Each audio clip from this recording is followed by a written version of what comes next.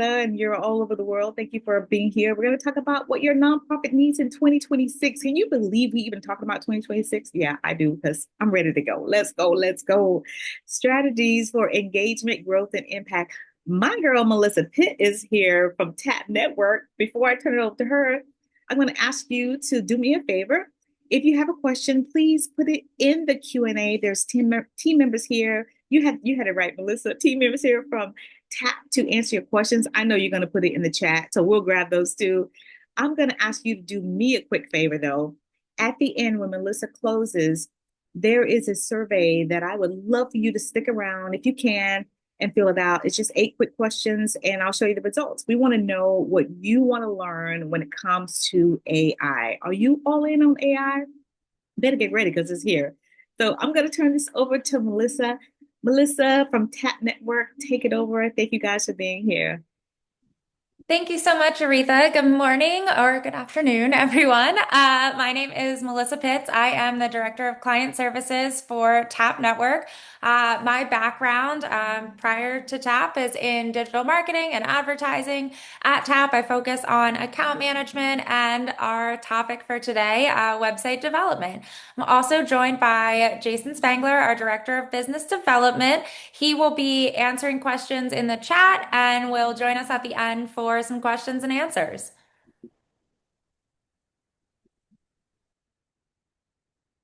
All right. So for today, what we're going to go through, we're going to talk about how to make your website engaging and strategies for 2026. We'll also do a workshop piece towards the end where you are able to we're going to kind of have you evaluate your own website and go through just some basic questions. We can do it really high level today, and then hopefully you can take back, whether it be from the recording or the deck or just what you learned today, take this back, review it with your team, and some actionable things that you can apply to your website. Before we jump into our content, I'll just talk a little bit about Tapp. We are a digital marketing and strategy agency. We are based in Delaware, but serving all of TechSoup's customers. We through TechSoup we provide website development services, website support, as well as digital marketing. And we will go ahead and talk a little bit about, Aretha mentioned AI and our AI powered solutions. So just want to touch on this a little bit and how AI applies to what we do with the nonprofits we work with TechSoup members. The work that we do, everyone, AI, as everyone knows, is the buzzword right now, and the work that we do lends itself very nicely to layering on AI. So it's important to have a really strong foundation before you can actually take advantage of AI. I'm sure if you've used it before, you any sort of AI, you see that it's only as good as the context that you provide it. So when that comes to your operations and your organization, if it doesn't have the context of who you're dealing with, who you're talking to, what you're talking about, maybe it's your donor information, maybe it's your programs and services. AI can't help you if it doesn't know what it is that you're doing. So a lot of the work that we do focuses on getting organized, getting your operations organized, getting your data all in one place so that you can then leverage those tools that are so widely available now, but leverage them in a way that's really meaningful and actually has an impact for your business and the audiences that you serve.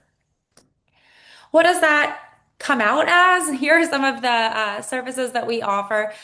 Strategy, creative and branding, inbound marketing, social media marketing, paid media, SEO and content marketing. I'm not going to read the whole list, but all of that can be powered by AI assistance, and all of that can be really helpful when it has the context of your business. So we are here to act as a partner to help you develop that strategy and then help you carry it out in whatever way makes the most sense for you. So we work with organizations that want to kind of come up with a strategy and carry it out on their own and figure out as they go. Then we work with organizations that want to hand it off to us and have our team take it from there, and then some combination in between. So it's always evolving, but definitely wanted to touch on how AI layers into what we offer.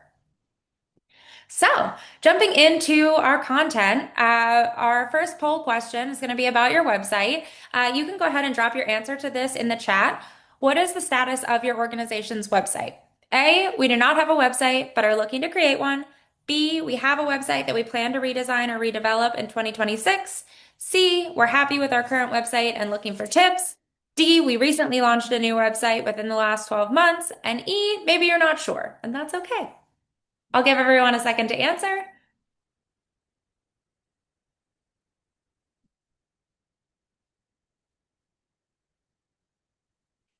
Okay, thank you everyone for participating. I'm seeing a lot of B and C in our chat. So this hopefully will be very aligned content with where you're at in your website journey.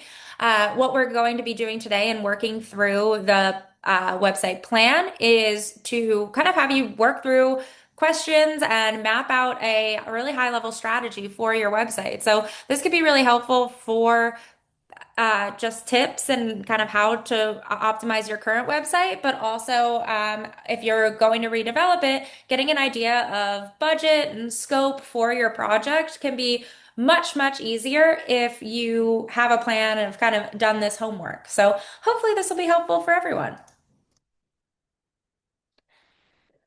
So we're looking at 2026, like Aretha said, kind of hard to believe that we are coming up on 2026, but we are. We comparing, let's just say 2020, which, feels so recent. But 2020 compared to 2026, how have things changed and what do we need to be aware of? So in 2020, having a mobile friendly website was important. It was a goal, but there are a lot of cases where, sites weren't super mobile friendly, and we kind of gave people, I don't know, I personally kind of gave organizations or businesses a pass if it wasn't completely mobile friendly and understood that maybe I needed to switch devices. Having a website was the kind of the minimum, but the expectation, right? So there's still in 2020, still plenty of businesses, organizations that you would Google and nothing would come up, or you'd Google them and you'd find maybe like a Facebook profile or some other sort of social media account. Basic contact forms were standard on websites, so get in touch with us, fill out your name, fill out your email address, and we'll get back to you. That created prospects and leads for organizations. And especially for nonprofit websites at that time, annual updates were probably fine. Add your new annual report, add your new requirements for any funding or like nonprofit status requirements.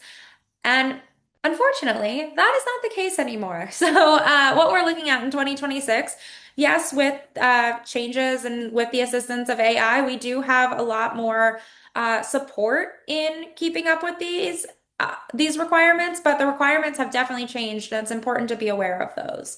So the first one, kind of compared to mobile friendly in 2020, mobile first is the baseline moving forward. Everything that you're designing, whether it be a landing page, your full website, or any email content, you should be looking at this from a mobile first perspective. If it doesn't work on mobile, the chances of you kind of I'll just say scaring away a user, not keeping a user, not getting engagement from them are really high. Over 60% of visits are coming from mobile, and that's pretty generous. It's probably actually higher in most cases. So making sure that your site is designed for mobile is very, very important. In this current time, you should think of your website as your organization. People, even if you have a physical location, even if you have a presence otherwise, people are viewing your website and using that as a reference point for what your organization is. If you have adjusted your mission, changed who you're serving, changed anything about your organization, but your website's not keeping up, the website is almost more of the authority than the reality at this time. So it's very, very important that your website reflect reality, because that is people's source of truth when they're referencing content. Integration is typically expected at this point. So this compares to the basic contact form, but when we're talking about integration, we're talking about how your website ties in with other systems that you're using. So this could be your donor management system, it could be your CRM, but it's almost expected from users at this point that if they fill out a form, they provide your information, that they're getting some sort of almost immediate response. Whether it's automated or not, they expect to have next steps immediately. It's not, let me submit my name in a comment and I'll wait for someone to respond back to me. It's let me submit my interest and then I'm going to proceed through essentially a workflow and get more information and go to the next step. So it's very, very important that you're utilizing the appropriate systems and integrations to make that happen for those users to meet their expectations. And also, real-time updates matter. So this doesn't have to be a huge lift. This can be something like having news articles, having a blog posted on your website. It doesn't have to be a complete overhaul of how your website looks every other week. That's not expected by any means. But making sure you have some sort of dynamic content on your website so that it's updated in almost real time. So I hopefully that didn't sound too scary. It's really meant to be, it's an exciting time. There's a lot that we can do. I mean, to me, looking at it, a website is something that's in our control. We can make updates there. We can present the messaging that we want. We can keep that up to date in real time. It's harder to control things like public opinion and word of mouth, things like that. So I think it's actually pretty exciting that people are depending on our websites so much. Like I mentioned before, we in 2026 and really now in 20 at the end of 2025, we've got better tools available and it's opening up possibilities. AI can help us automate tasks. AI can help us make recommendations for things like improved user experiences. We can almost poll, we can we can replicate groups of people, and of course, it's not real user testing, but we can get more feedback on our website than we used to be able to get without having to, go and survey people or put this big effort out. We can get a lot of AI reviews of our site, its features, functionality, content, etc. We've got a lot of tools to be able to make it better. Same thing when it comes to integration. Integration is being made easier across the board because we're seeing and other like third parties are seeing as well that integrate AI is only as good as the information that it has. And so the more integration points that are available, the better that AI is going to be to serve its customers. So I'm sure you see this on, generative AI, the large language models, they're using more and more integration points now. You can connect to your Google Drive, you can connect to your email. That's because the more context that your AI has, the better it's going to be. So you'll see that same pattern with your website as well. Also see that small improvements when it comes to user experience have a big impact. So a small thing like moving a button or changing the color or making something on your website more accessible can really have impact like more donations, more members, recruiting more volunteers. And so really things that seem small in general, they could have a big impact on your organization or the community that you serve. So again, what we want to make sure, I think a lot of times, and even for us as a marketing agency, I know our own website or our own communication sometimes fall to the bottom of that priority list, right? So I know that does happen. Everyone is very busy. You've got, commitment, real life commitments, and sometimes it's difficult to remember this digital presence in your website, but it's important to remember that what we said a few slides ago, that your website is your organization at this point. So when you do neglect your website or something's broken, there are real things at stake. And it's just important. Don't say this to make it scary or make it intimidating, but there are real things, concrete things that are at stake when your website doesn't meet the requirements. And some of those things could be lost donations. It could be missed like opportunities to engage with your stakeholders or get additional volunteers or participants. There might be communities that you're not able to reach because you're not reaching them outside of just a web search. And so if, that community isn't addressed or that audience isn't addressed on your website, you could be missing out on those stakeholders. If you continue to do things completely manually, you could risk some staff burnout. Everyone's wearing a bunch of hats. And I think what we're finding in this time of automation and AI is that The administrative tasks are definitely not where our time is best spent. As people who are experts in your audiences that you're serving, in your mission, in your impact, the time of your staff is best spent serving those things, not copying and pasting into Excel, right? So the more, or copying and pasting onto a website page, a better, more relevant example here. But you want to make sure you're automating as many things as possible to really make sure you're reducing that risk of overtaxing your staff so they can be spending time on the things that matter, not just trying to keep up with like website compliance, right? And then the other piece is compliance risk. So accessibility is has always been important, but it's not only just important and essential, it's also a legal requirement. So it's very, very important that we are providing not just accessible experiences, but high quality accessible experiences in the same way that we're optimizing content and website usage for mobile. We want to do that same thing for accessibility tools like screen readers so that every member of our audience has a positive interaction and experience with our website, which as we established before, is our organization. Well, based on that, what you can expect in 2026 and what I would recommend where you focus in 2026 are these success factors. So, number one is going to be speed. This probably isn't surprising or new to anyone. Site speed is something that is going to be a barrier to your user experience if your site is slow. So, things like optimizing images and making sure your pages are loading correctly. That's all going to matter here when we're planning for 2026. I'm going to go into each of these more in depth as we go through. So, speed, that your website's mobile optimized, clear navigation, professional design, that your site is accessible, and connected systems or integrations.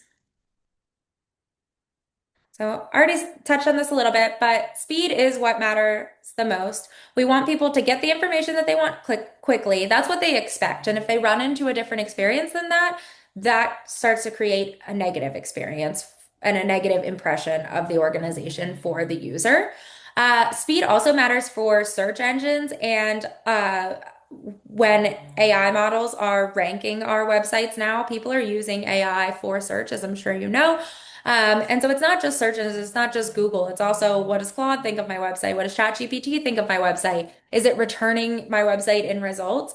And speed matters for that. Speed makes your website seem a faster website seems more legitimate, seems like a more credible source, and therefore both search engines and AI models are more likely to return your website if it is faster.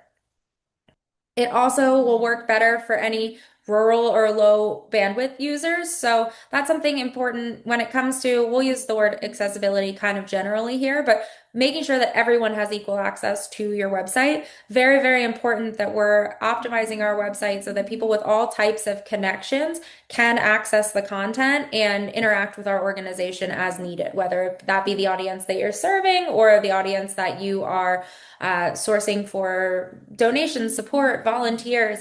It's just going to help better connect you with your community if you're thinking about all different types of connections and devices. And mobile users will benefit from speed the most because, as we're all aware, when you're accessing from a mobile device, you could be in areas with varying signal and page speed. So making sure that your website is just optimized to load in all of those scenarios. A lot of times, speed can sound kind of scary, improving page speed. It seems kind of technical, but when you actually look into it, there are a lot of tools that will help you do this. There are also some big things, like sorry, I should say little things that have a big impact. So optimizing images, using a tool that would allow images on your website to load as either not the full highest resolution image, but really like the recommended digital size of the image. Um, that can really help. tools that adjust the file type to like oh, I'm sure you've seen before WebP images. So it's an alternative to a typical image format that loads a little bit faster on a website. And there are a lot of tools, especially for WordPress, that would allow you to kind of click a few buttons and optimize all of your images in that way. So definitely looking at image optimizer tools that are available for your website. Caching is another way that we can optimize speed improvements. So, especially working a lot with web development, caching can sometimes have a negative connotation because we think of that as the thing that allows us not always to see the latest updates to our website. And I'm sure if you manage your organization's website, this has probably been an issue for you at some point in the past. But as the people who refresh our organization's websites the most often, we are kind of, I will say, burdened by caching settings, but for the general public, caching is actually a very, very good thing and very good for speed. So, caching is what allows your browser to load things that it has seen before more quickly. And having that turned on for various parts of your website where it's not going to cause technical difficulties is actually going to drastically improve your page speed and improve your user's experience with your website. This is best for things that are more like static content that's not updating all the time, or things that are very image heavy or like bigger media files. And then choosing quality hosting. This is very important and has a big difference for your website and how fast your site loads. So, making sure that you are doing your research, picking the right hosting, not just doing this based on uh, budget or like the easiest, most convenient option. You want to make sure that your hosting is going to provide you with the best possible page speed. A tool that you can use to assess your page speed is linked below at the bottom of this slide, pagespeed.web.dev. This is Google's page speed tool. This will give you quick insights. You just type your website in, and it will give you quick insights into how your website is scoring for page speed and make some recommendations for things you can do to make your page load faster.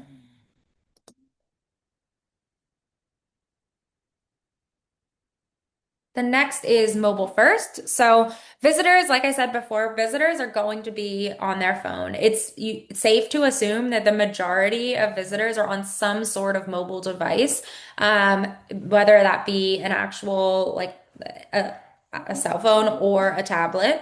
There will be some users that are on desktop, and there are some organizations or websites that skew a little bit more towards desktop than not, but it's safe. Things that are going to work on mobile are typically going to be more than fine on desktop. So mobile is definitely the trickier version of this. So again, designing mobile first. I encourage you to open your website now, take a look at it on mobile, identify some things that could be improved, and kind of use that as a checklist to start tweaking your site so that you have a mobile first site. This isn't something that means you necessarily have to start over. Talk a little bit about navigation. We have done previous webinars just on this topic, so it's definitely something that we could talk about in depth. But when we think about the navigation of our site, this at a first glance, yes, your navigation or your main menu of your website is technical and it is links to more pages, but you have to think about it from the perspective of someone who doesn't know anything about your organization coming to your website for the first time. A lot of times that navigation is their overview of your site. So I know for speaking from my experience, I don't always read the paragraph on the homepage. I don't always scroll down and read all of the content that's available for me until I'm sure this is where I want to be. This is the right website.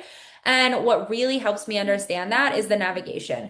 If it's not clear what the organization does, who they serve, or that this website can provide me with the information I'm looking for right away, I consider that a negative user experience and navigate away. So, something that is important is making sure that you're considering all of your audiences and mapping that out and then building a navigation that works for all of the various stakeholders that you interact with. It's a unique problem.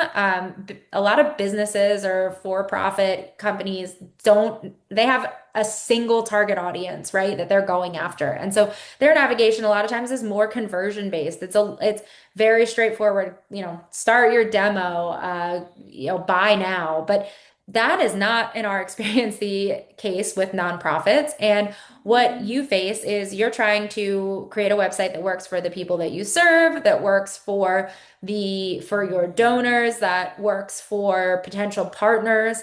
And you can use your navigation to help get all of those people to the right place on your website. Some quick tips for improving your navigation. So generally we recommend limiting to 5 to 7 top level items as to not overwhelm people. We recommend having clear categories. So this is for the top level navigation, and then there can be sub pages underneath these, but have clear categories. So those are typically either the type of content, like about us, our work, get involved, or contact, or another popular option would be the different types of stakeholders. So you might say for donors, for volunteers, for people we serve, right? So you can kind of take two approaches to that, and some websites will do both. They'll do one with their navigation and then the other with like the first header or hero section of their website. You want to make sure that you're keeping actions, important calls to action, visible on your navigation. So it's kind of hard to see in these screenshots, but you can see each of these have buttons that are holding the primary call to action. So you want to make sure that things like donate, register, sign up, become a member, those are super visible and don't blend in with the rest of the information that may not be as important. So think about the single most important action and make sure that that stands out. Using logical drop downs that kind of ties back to clear categories, and then match your structure to your users' top goals. So again, consider what most people are looking for when they get to your website. Look at your Google Analytics, talk to people, get an anecdotal understanding of what people want when they get to your website, and organize your menu that way. To take a look we talked about the various stakeholders that are going to be coming to your website and what they might want. That's a complicated question, and everyone might not know the answer to that off the top of their head. So we talk about using a user journey to understand this, and this is kind of starting an offline action. So what you want to do is figure out who are those key audiences that might end up on your website. Maybe you look at analytics, again, maybe you have anecdotal evidence of this. Maybe it's based on goals of who you want to be on your website. But what you'll do is build your navigation by understanding the following for each of those groups of people. So who is it? What are they trying to accomplish? What's the shortest path to get them there? And something else to think about are what are frequently asked questions that you have from your audience. If your phone is ringing off the hook, what are people asking? What could you solve by having it available online?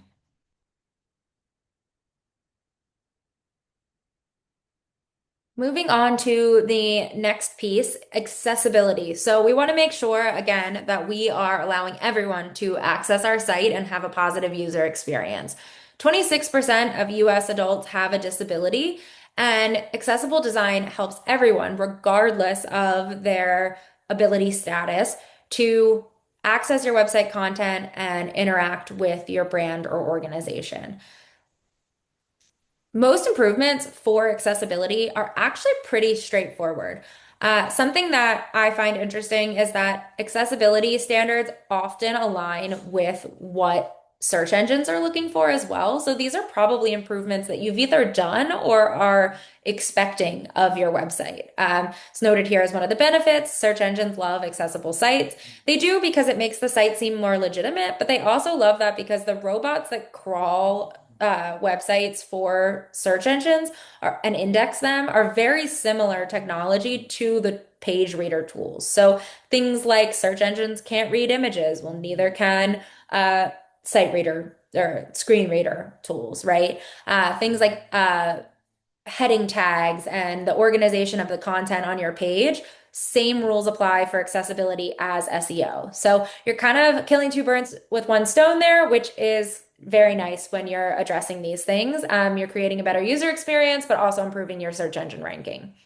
It helps when your site is compliant, it's easier to navigate in general. It has an improved mobile experience. You'll find that accessibility compliance rules will allow for a better mobile browsing experience. And there are a lot of times when your site is accessible, you're eligible for more grants and funding. So I know that's a generalization, but when that is a requirement, you don't want to have to scramble to go back and fix fix your site just for that specific grant. You want to have it working all the time. And then we're talking about finally automation and AI integration opportunities for your website. So this says work smarter, not harder, which I love. When we have systems connected to our website, we can then layer in AI to help us. So here's an example. If someone gets a donation, that donation's automatically recorded in your donor management system. The thank you email goes out automatically, but is still personalized. Your analytics get updated, and then a monthly report is sent to all of your staff on a monthly basis, right? So there are so many pieces of this that can be supported by AI and supported by automations that take the burden and the lift from your team for repetitive actions. That's what you should be looking to replace.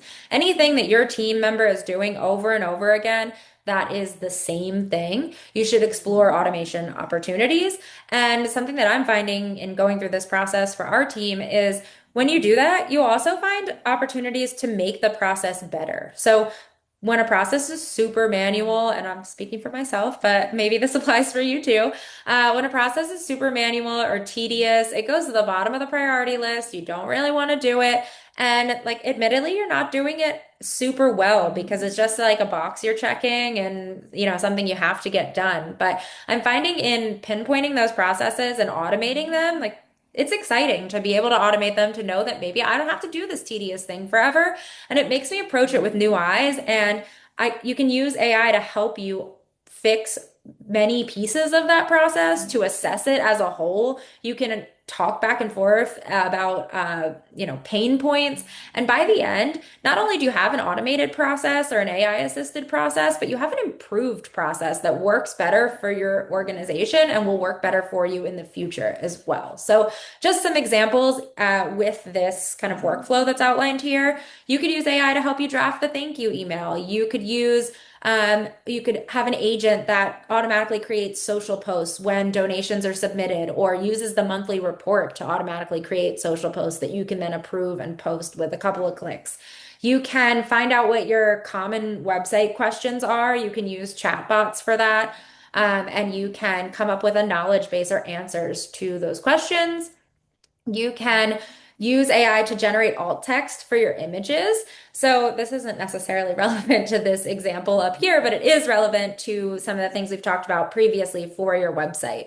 So there are tools that will generate alternative text for images, which is very, very important for accessibility and also for SEO. So having something that can take, again, something super tedious where you have to write a description for every single image that exists on your website, AI can do it in minutes. And of course, there's often a cost for that, but it does, it's a big time saver, and the descriptions are much better than what you would probably be able to come up with.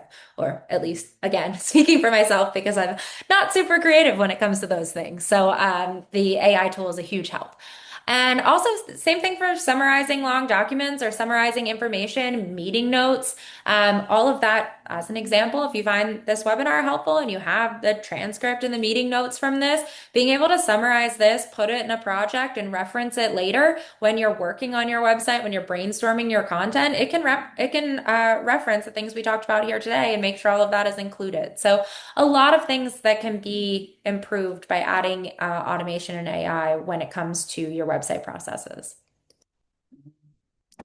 And when we talk about integration for automation, so automation isn't really going to work on your website by itself, right? Like there's not a lot that your website's just going to handle and it's going to stay within your website. Maybe on a WordPress website, you might have some plugins that are native to WordPress and you manage from your WordPress admin. But a lot of times this is going to involve a third-party system. So it could be your CRM, it could be like a specific automation tool, or it could be your donor and fundraising tool. But making sure that those systems talk to your website so that your website serves as an entry point to people getting entered into those systems. A CRM is only as good as your contact database. If your website isn't submitting your, I'll just say leads, your leads into your CRM, then your CRM and any automations you set up there isn't worth anything, right? So, very important to make sure that these things are integrated smoothly with your website and are operational.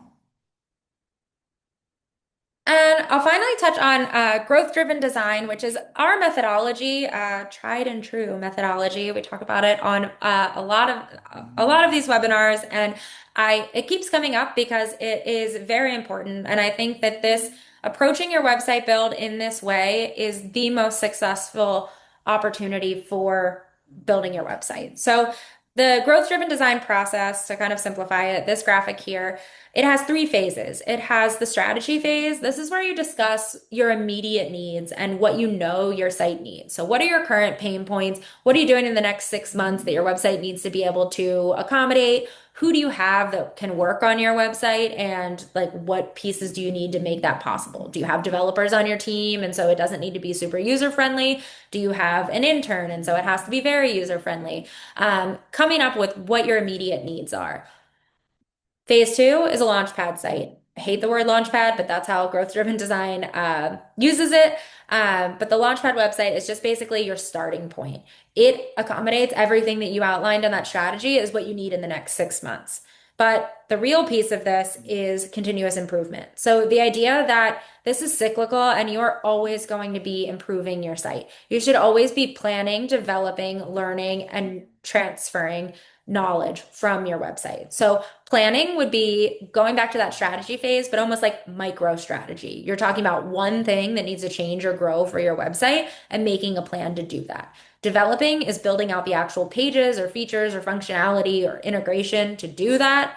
Learning is after it's implemented, looking at your analytics, looking at, I don't know, source of leads, number of donations, whatever those measurable KPIs are, taking a look at that and learning if what you did worked. And then transfer is bringing that back to a plan and whether you're good with it and move on to the next thing or bring it back to the drawing board and keep improving, right? So this goes in a cycle, it continues and never stops. And this really gets us out of that habit of we put all of our time and energy into building a website and then we ignore it for 5 years and then we come back, do that again and keep going with that. The goal here is have something that scales and grows with your organization, not something that you have to start over every few years. So, what do we do with all this information? The path forward for knowing all of this, strategic improvement over perfection is kind of the age that we're in right now and how we should plan for 2026. We want to make sure that we're focusing on picking something high impact and working on it. We want to use the free tools, whether they're AI powered or not, that can help us figure out where we are currently, establish a baseline, and maybe pick some priorities of what needs to be fixed. So we'll share some tools for accessibility. We shared a tool for page speed, but using those to help you understand where you are right now, because these are not all things that you can just glance at your website and know the answer to. Again, many fixes don't require technical expertise. A lot of these free tools will actually give you a roadmap of how to fix it. AI can help you with your content and automation and communication from your website. And small budgets can still make meaningful progress because of all of these things. You have resources like Tapp and TechSoup available and partners available. Learn from your peer organizations. Learn from networks like TechSoup, where you can see what other organizations are doing, how they're implementing these tools. They're changing every single day. And so, being aware of what's working for other organizations can skip a lot of guesswork for you. All right. We are going to jump into, if you have not been already, kind of thinking of how this applies to your organization's website. We're going to take a few minutes and do a website growth plan workshop. And again, this is going to be really high level. I probably won't go for 15 minutes based on where our time is, but I'm going to go through the steps so that if you can't do it and follow along right now, that we can go back and do this later.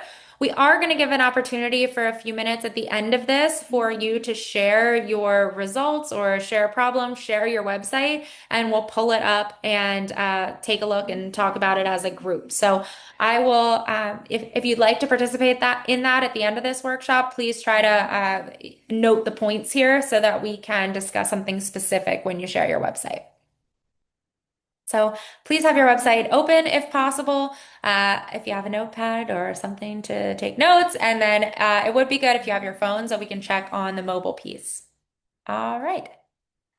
So the first activity that we're going to do is a speed check. Again, I believe Zach put this in the chat. You should be able to see the page speed link. If you want to click that, that is a free tool. You should be able to type in your URL and get a pretty instant score. So if you want to take a moment and do that.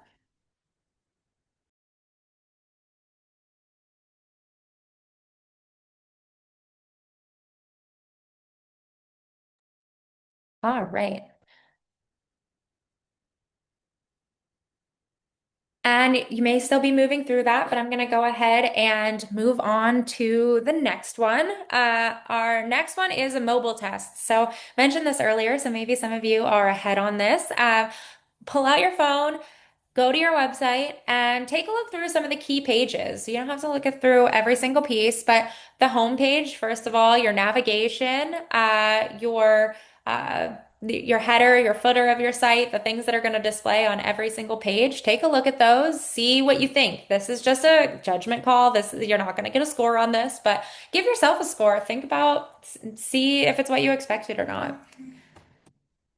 While you're doing that, I'll talk about tips for this. This is something we run into frequently as a challenge because if you're like us, a lot of the developing or the editing that you're doing for websites is going to be from a desktop or a laptop. So you get really used to seeing the desktop version of your site, and it's really hard to keep mobile top of mind. I know the websites that we work on, those aren't things that I'm always looking at from my phone because I'm working on them during my workday from my computer. So we have to have very intentional checks to make sure that we're looking at this from different devices. So a lot of times if you're using some sort of page builder tool, we use Elementor on WordPress, but if you have Squarespace, Wix, something like that, the preview of your site before you publish changes should allow you to toggle between desktop, tablet, and mobile, and maybe even different types of mobile devices to give you a preview of what that's going to look like before you publish or after. But just make sure that you're doing that. So you don't necessarily have to leave your desktop, but you can use those tools to toggle back and forth. Okay. I'm sorry if you can hear some crazy snoring in the background. My dog is taking a very big nap on this blanket in the corner and really snoring. So sorry about that. Um, the next activity is going to be developing a user journey. So this is definitely not going to be one you can do in the span of time I'm going to give you here. This is an example of a user journey. It looks crazy, but actually coming up with this is not that difficult of a process. And this is something that you could definitely use AI as a thought partner to help you put together. So what this user journey is here is you'd create one of these kind of maps for each type of stakeholder that interacts with your website. So across the top here, you see the various phases of the funnel for this type of user. So each box kind of aligns with a different funnel stage, and you'll see kind of all the way through to conversion or taking the action that you want the person to take. So awareness is how do they get here? Where do they hear about us or see it in the first place? Is it an ad? Was it a search? Was it an organic social post? You might know the information, the answer to this. You might need to look it up and use analytics to do that. The consideration piece, this is what do they do next? So they click the call to action. Where does that take them? Typically, it's your website, but it might be a longer process than that. The next would be making a decision. So, like, are they going to engage with you in the way that you want, or are they not going to? What do we do to answer top questions, to keep them engaged, like signing up for a newsletter for longer? And then resource utilization, this would be like the actual conversion piece. So you can see like they attend an event, they donate, they sign up to be a recurring donor. And then the final phase would be what do they do once they're like permanently engaged with your organization? They become maybe a promoter, they become someone who volunteers, they become a recurring donor, that sort of thing. So this is just one example, but you would come up with a map like this for each type of stakeholder. So you might have one for partners, you might have one for donors, and then you might have one for the people that participate, the audience that you serve that participates in your programs or services. And this is just, I was referencing that funnel just in case you're not aware or haven't worked with this before. This is our user journey kind of takes this funnel and I like to say like turns it on its side. So you can see here awareness, consideration, engagement, promoter. Those are the things that are across the top here. So something to keep in mind. This is a really good concept to learn and understand and map out and make sure you have this for each of your stakeholders. Another super important part of this process is aligning your team. So you might all have like a generally different idea of how your donors interact with your organization. Use analytics, get everyone on the same page and get everyone to kind of agree on what that map is, that user journey, and adjust it as you learn new things, but make sure everyone's understanding the same one so that you're optimizing your content for that user journey. And activity 4, accessibility. So another link here, this is WebAIM. So there are two ways you can do this. The quicker one is to click that link and to generate a report. It should be very similar to the page speed piece and it should work just like it should work just like that. There's also this opportunity to install Wave, which is the tool itself as a browser extension for Google Chrome. So if you use Google Chrome, you can install the Wave browser extension and you can run this at any time. So this might be helpful if you're making a bunch of changes and you want to just make sure you can very quickly run one of these reports. It's pretty convenient. I would suggest just for now, run it on your homepage and then you can run it on additional pages later. But your homepage typically establishes the main structure of your site. So it's a pretty good indicator of where you are as of right now. And then activity 5, again, this might need a little bit more thought, but thinking about efficiency and time saving. So identifying your current tech stack, this in itself could actually be like pretty time consuming activity, but it's definitely worth doing. What are all the different technologies that you're paying for and whether you're utilizing them or not? Having a list of all of those and then assessing them and auditing them. Can they work together? Are they scalable? Does everyone use them in the same way or like in an impactful way? Really take a look at that and make sure, one, that you're not wasting your budget on technology that you're not using. It can be so easy to sign up for subscriptions and not ever use them again. And then also make sure you're working with tools that work together. So your favorite email marketing tool might not play nice with your website. So maybe that shouldn't be your email tool. So it's definitely important to start looking at those things because we can only take advantage of integrations and automations when our tools are working with each other.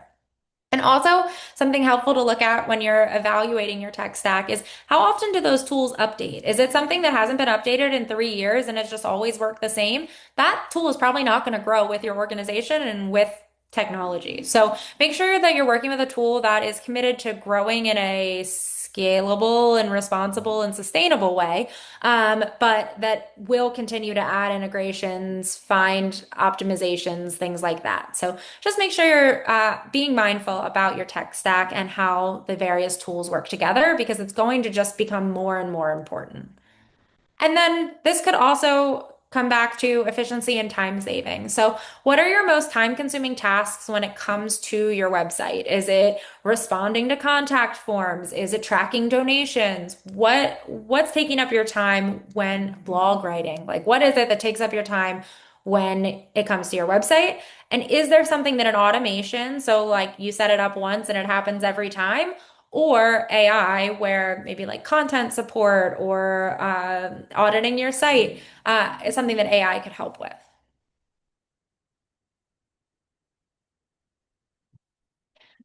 And then what I would recommend doing from there, again, not something that needs to be done right now, but creating your growth plan. So all of those various pieces that we just did should give you a really clear idea of where your priorities should be. And so hopefully, maybe three or four of those things, your website's in decent shape, but two of them, it really needs help.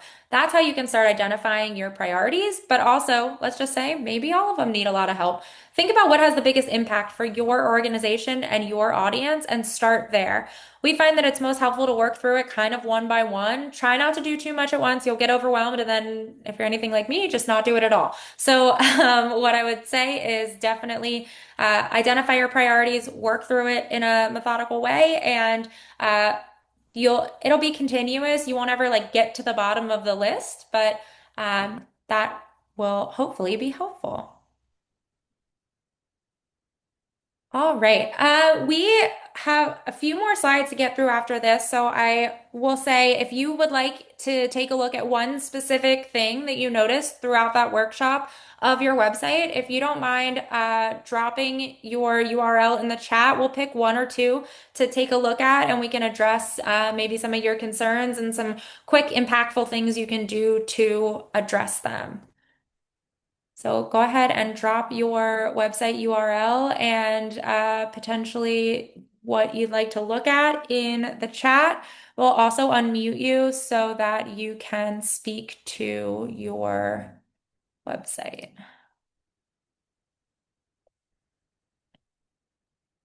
All right, I am taking a look at Grand Canyon Youth and Aretha. This is Claire.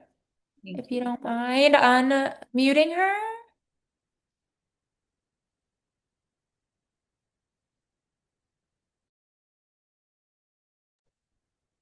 Can you hear Hi, me? Claire. Hello. Hi. Fun, thanks. So tell me what you found through the workshop. What are your concerns? Well, it looks like our performance for the speed performance, our mobile was 56 and our website desktop was 51. Okay. Um, and then for the other one that you sent, the Wave website, I'm a little confused with what showed up, but it said our score was a 7.9 out of 10. Okay. And then Oh yeah. Okay. Yeah, my screen is blank on this. So That is very strange. and then when we did when I went on to our mobile site, what I noticed was like as I was going through like clicking on our different links, I noticed that I couldn't get back very easily. There was no like go back to the home page, so that was annoying. Like I had to keep hitting back. Yeah, that's great. I'm glad that you found those things. They all seem like this is a really cool website with your brand that seems really consistent. So it's great that you're able to identify those small, impactful things to help this be even more effective. I have this is the Wave browser extension open. So I will say, I think that a lot of times, not a super technical person, a lot of times these reports are kind of scary because it doesn't it's not all in plain language, right? So if I look at this, it's not like very obvious to me every single thing that should be fixed, but this is a good opportunity to kind of talk through that. So the first thing to know is that there are varying levels of compliance for accessibility. So you'll see like A and double A, and depending on the audience that you serve, you may and like legal requirements for various grants and things like that, y- you may find that there are different levels of standards that you want to meet. That's more of a personal decision. But this is for meeting like 10 out of 10, perfect score, highest level. So it doesn't necessarily mean that these errors here are a list of to-dos. So a good example of that is like ARIA text. ARIA text is like default explainer text, very similar to like an alt tag on an image. ARIA text says like this button goes here, this drop down looks like this. So it's just adding additional context, but you can do that in pieces. You don't have to resolve all 66 pieces of that right away. And also, there are AI tools that will help you do that, just like I mentioned, there are AI tools for alt text. Um, Something that you can kind of fix, like the things I would look to fix immediately are things that are visual. So contrast errors. So anytime there, and I'm not seeing any that are like really jumping out at me on your site, but this is a very common thing. So see how you have this purple and it has the white on it? That's a high contrast level. So that typically will pass accessibility. But what we see a lot of times are like brand colors that organizations have when they're paired together, they don't have enough contrast. So it doesn't, one, it's difficult for people that have vision impairment to see. And then also just sometimes even if people don't have vision impairment, it's difficult for them to see. So you want to make sure that you're passing contrast. Those sorts of visual things, I would say, are the highest impact things to address first. So, like in looking at this, I would say very small text. That's probably something that we want to address for every single person that visits our audience, and then go from there. Like, what's gonna make the most impact to the most users. Same thing, like missing alt text. There's only two on this page, and there's a lot of images, so that doesn't seem like super urgent to me. So you kind of just want to go through this and decide what the highest priority pieces are. There are also paid tools for this. We use Accessible Web, but what it does is it runs one of these reports every month, I believe, on a site, and then it generates a report and it actually does it as a to-do list. So it's something that I can then take and like hand over to a developer and say, these are the things that need to be addressed this month. It's just like an extra peace of mind because I know I can go make changes to pages and keep the website up to date with content, but then I'm always covered on accessibility because once a month I'm going to get that report and pay attention to that piece. I hope Super that's helpful. Great. All right. So we are coming close to time. So I am going to click back here and our key takeaways are going to be focus on opportunities that you have to improve, right? So we're not looking to completely overhaul everything all at once. So we're also not looking for this to be a scare tactic. It's just find where you can improve and focus on that a little bit at a time. Small changes can make a big impact. Start there. Uh, AI, we want to use to make our sites accessible and also that you have support. So, just quickly, our services, Tapp and TechSoup's joint services, we offer website support. We have these varying levels of request-based support or account management, strategic support for your website and digital marketing. A cool thing about these packages is that we can help with your website, but it also gives you the full agency experience. So you have access to our designers, our developers, our digital marketing experts, our advertising specialists. These packages really allow you to take advantage of that full spectrum of things so that we're talking about integration points. We're talking about making sure your website isn't just a website that's kind of an island. These retainer packages, subscription packages are designed to support that.